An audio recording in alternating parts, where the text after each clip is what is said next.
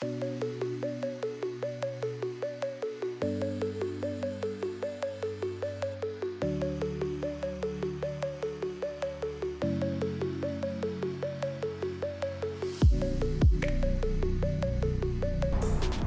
everyone. There are not a lot of Indian riders documenting what it's really like riding in the UK, so I thought I would share my journey. I went from riding bikes in India to starting completely from the scratch all over again in the UK. I learned the system, got my license and got my first motorbike. But before I tell you all that, let's hear the Pulsar and head out for a ride.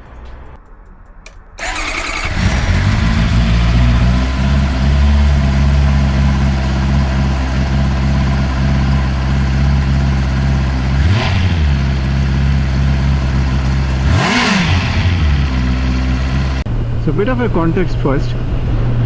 When I was in India until 2017, I used to ride a lot of different bikes. Pulsars, Avenger, KTM, Royal Enfield and many other smaller bikes. So it wasn't like I was new to motorbiking. I just had to prove all over again, right from the scratch here, because of the licensing system. So it was more of a daily commute thing there. It wasn't about hobby or anything like that. Put on the helmet, get to work and get back home. That's more about it, right? And it was up to about 350cc, I think. And I never thought about any horsepower, cc or anything like that. And that did not prepare me for how structured the process was here in the UK. So when I moved to the UK initially, I did not have any long-term plan. So I did not think about any long-term commitments like bike license and everything else. I was more focused about my career, settling down, family, just figuring out life in general, right? Just like anyone else. So motorbike license was at the bottom of the list somewhere. I never considered doing anything about it. Within the first year of moving to the UK, I rented a Triumph Speed Twin for a short trip to Isle of Wight, and it was 900cc. I've never ridden 900cc until then. It felt something else in terms of power, pickup and all that. And after that, years passed and I just did not think about getting a motorbike. I was riding motorbike only when I visited India once in a while, which is once a year or something. And every time I returned to the UK, I used to think about riding and all that.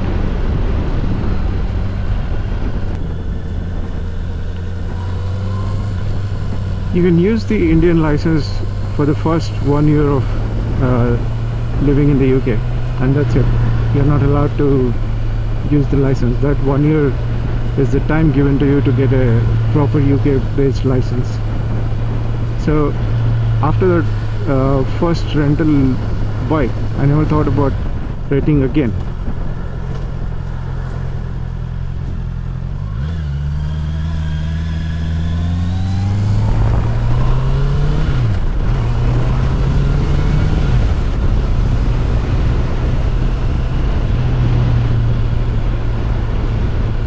I got the car license sorted though.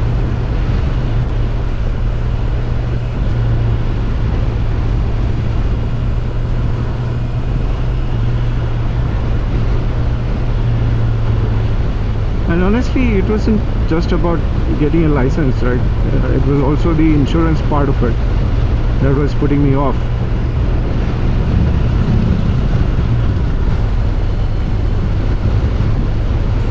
For anyone that's new in the UK, if you do not have any experience driving in the UK, the insurance quotes are unbelievable.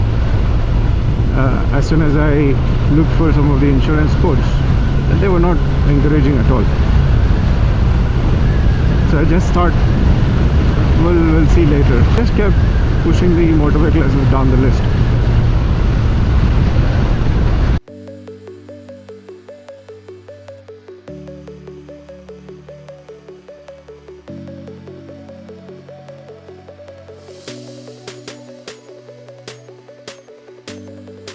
So apart from riding whenever I visited India and the rental once, and that's it, I was completely off of riding.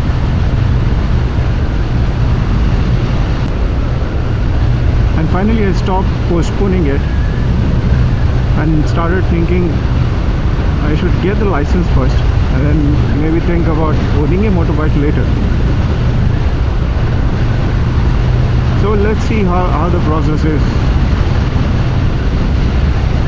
So I started applying for the license. So the first step in the licensing process was the exam, theory exam, along with hazard perception test. So I cleared that, and then you'll have compulsory basic training, CBT certificate. It's a full day training. You'll be able to ride a motorbike under supervision, and then you'll be provided with the CBT certificate at the end of the day. The next two were Mod 1 and Mod 2 practical tests. Mod 1 is about slow control, emergency stop, off-road maneuvers and all that. And then Mod 2 is the actual road riding. An examiner will follow you behind and see if you're riding, following the rules, giving the right signals and stuff like that. So once you clear all that, you'll be able to know if you have passed the exam or not. And then you'll be immediately be given the result.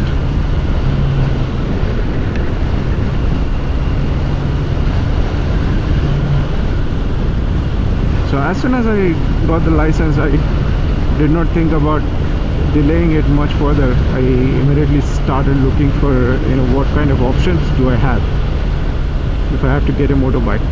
And I started looking for something sporty and comfortable, not too crazy. So the options I looked for: CBR650, Avenger 660, Ninja 650,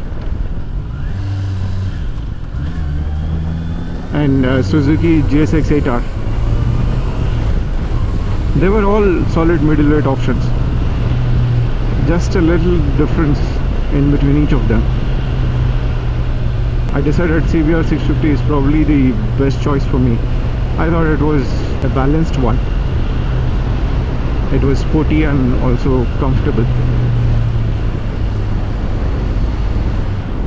And of course the inline 4 engine.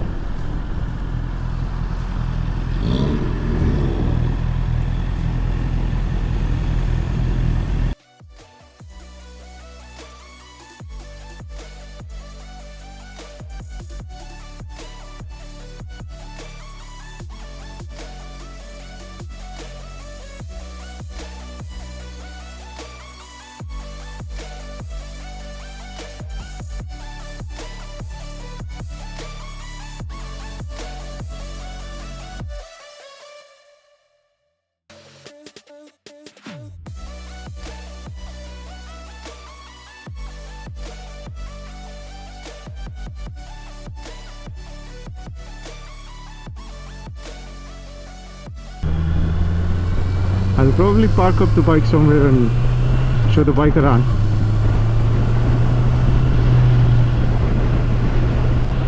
And it's been 6 months since I got my bike. I've ridden about 1,000 miles so far. It's not much, but I've enjoyed every bit of it.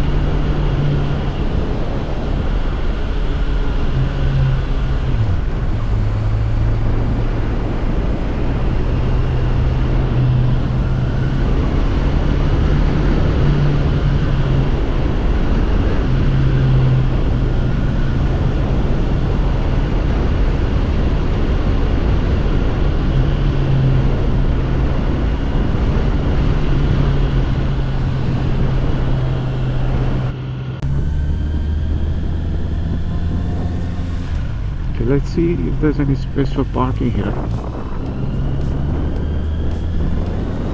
There is on.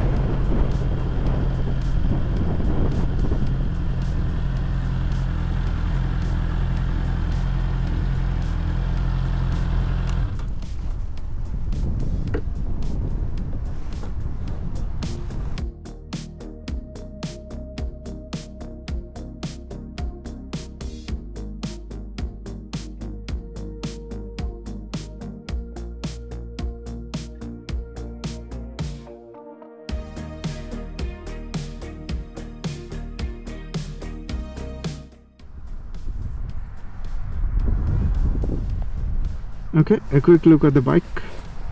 It's an inline 4 engine, puts out about 94 horsepower, and the fuel economy has been alright. I think I'm getting about 18 to 20 kilometers per liter. I've also added a few accessories. The frame sliders for crash protection. I've got heated grips, which I think should be made standard in this country given the weather. And I've got a quad lock phone mount, useful for maps. USB port added. You can charge phone, camera. I've had the bike for 6 months now. I've only done short rides.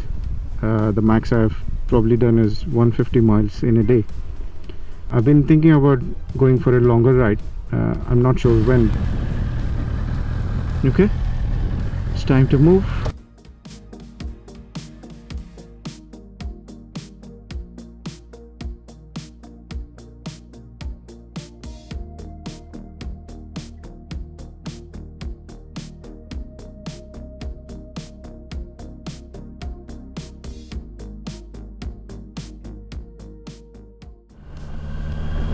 So looking at the whole process, riding in India, moving to the UK, hiring a rental bike, and then no riding at all for a few years. Now I have the license and I have the bike. It's a lengthy process. It takes a bit of time, money and effort, but it's completely doable.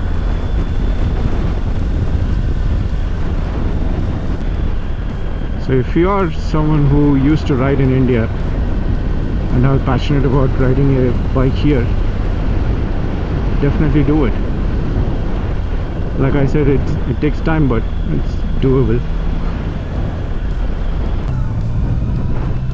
And I've not seen many Indian riders motovlogging.